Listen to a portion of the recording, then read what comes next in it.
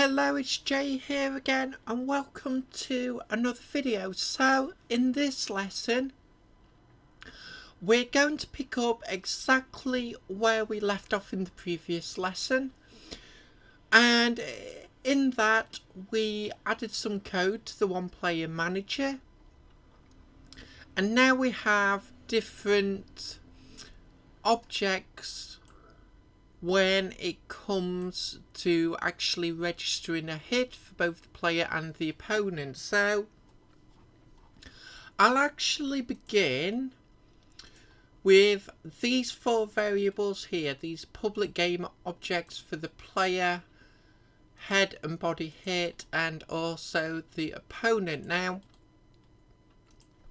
we tested that out in the last video.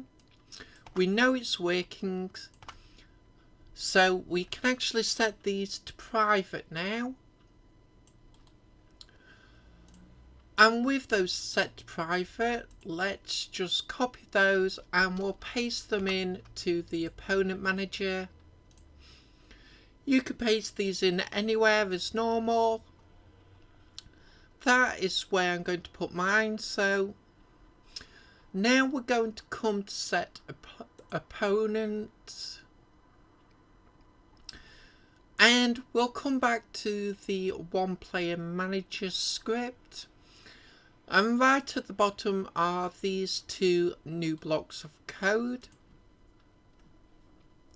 where we set the game objects to active and inactive. Let's just copy those.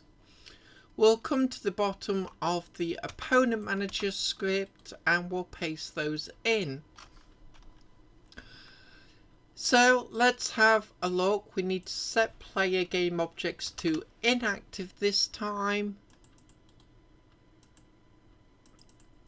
And this time it's not the player one character, it's going to be the underscore current opponent.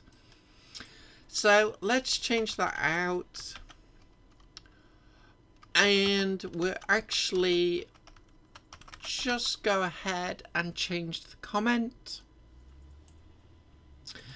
and let's change all four instances of that. So we have another three. We'll go ahead and change those. We'll tidy up the comments, and I'll just copy current opponent from that comment and we'll paste that over the top of player one character in all other instances. So that is now done, and we'll change true to false for both of these instances.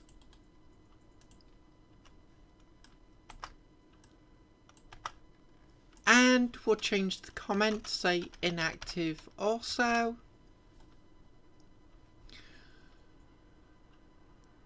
And let's now come to set opponent game object. So now we're setting to active.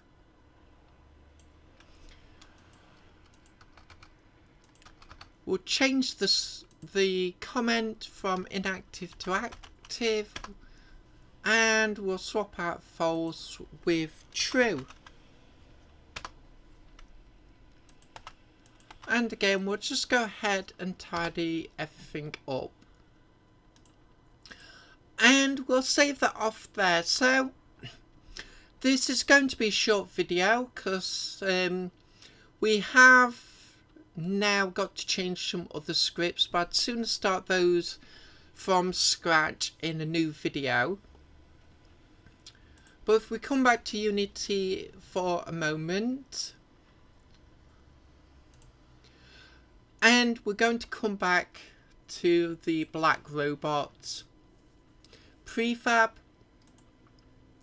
Now, it's very, very important that you go through. I went through it in the last video, so refer to that if you want. But as we had before, just body hit and head hit, you must duplicate those